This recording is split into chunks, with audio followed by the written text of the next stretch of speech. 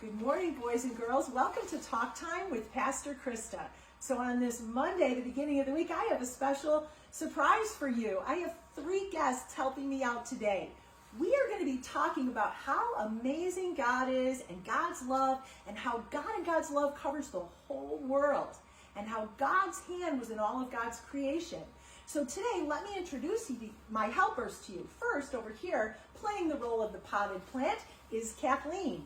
And behind me, playing the role of the cactus, is Michael. Now, Kathleen and Michael you are familiar with, but playing the role of the sunshine is Sam.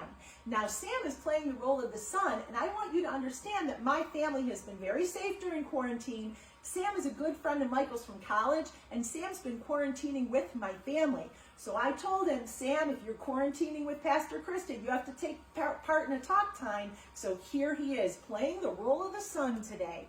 So I'm going to start by reading scripture for you from the Bible, and this scripture talks about the creation, what God created in the very beginning. So I am going to grab my Bible, and in my Bible, in the very first book of the Bible, the book of Genesis, this is what it says. It says, when God began creating the heavens and the earth was at first a shapeless, chaotic mass, with the Spirit of God brooding over the dark vapors. Then God said, let there be light, and light appeared, and God was pleased with it. So one of the very first things God created on this earth was light. One of the very first things God created was the sun. So Sam is playing the role of the sun. Now, one of the most amazing things God created a little bit later on in this world was God's Son, Jesus Christ. So I want you to take a look at these 2 words. This word means the sun in the sky. This word is pronounced the same. You say sun, you say sun, but this sun means Jesus Christ. So let's talk about the sun that God created. And I'm going to give you an example using Kathleen and Michael of how really amazing God's creation is. So in our area in Western New York, we are used to having 4 seasons. We have winter, spring, summer, and fall.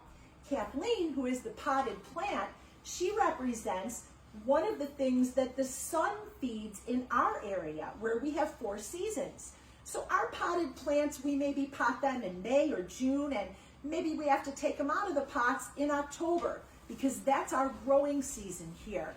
And there's a purpose and a reason for everything in God's universe. So that flower that grows for only 4 or 5 months a year provides just beauty for us during that time. And we're very grateful for that. Now, I have a good friend named Elsa, and she lives in Ethiopia. She's from Ethiopia. And in Ethiopia, on the other side of the world, the sun shines down in an area that's very hot and very dry. And that's where the cactus grows. A prickly cactus that you might think does no good. But a prickly cactus actually in some places provides food. And if you open a cactus, it provides water. But both the potted plant here in Western New York and the cactus over in Africa, they both need the light of the sun in order to grow. Just like Christians who live here in Western New York and Christians who live on the other side of the ocean in Ethiopia need the light of God's sun in order to grow. They don't just need the light of the sunshine, they need the light of God's Son, Jesus Christ, in order to grow. So one thing I'm going to have Sam do for us today is I'm going to have Sam, because he's kind of our guest today, I'm going to have him say the Lord's Prayer for us. So I'd like you to bow your heads and close your eyes, and Sam's going to say the Lord's Prayer. So Sam? Padre nuestro que estás en el cielo, santificado sea tu nombre. Venga a nosotros tu Wait reino. a minute, Sam. You guys know what he's saying? What was that? Sam, you want to tell us what that was? Oh, that was Spanish. That was the Lord's Prayer in Spanish? Yes. Why do you say it in Spanish? Because I only know how to say it in Spanish. Oh, Sam's mom and dad come from a country called the Dominican Republic. And they speak Spanish in Sam's house. And that's how Sam learned the Lord's Prayer, in Spanish. So you know what we're going to try to do? We're going to say the Lord's Prayer in English, and Sam's going to say it in Spanish at the same time. And I don't know if we're going to finish at the same time, but let's see what happens. Let's try this little Lord's Prayer experiment. So bow your heads and fold your hands, and let's see what happens. Are you guys all ready? Yep. Okay. Our Father, who art in heaven, hallowed be thy name. Thy kingdom come, thy will be done, on earth as it is in heaven. Give us this day our daily bread, and forgive us our sins, as we forgive those who sin against us. And lead us not into temptation, but deliver us from evil. For thine is the kingdom, and the power, and the glory forever. Amen. So our English took a little longer to say than Sam's Spanish, but we all said the same words.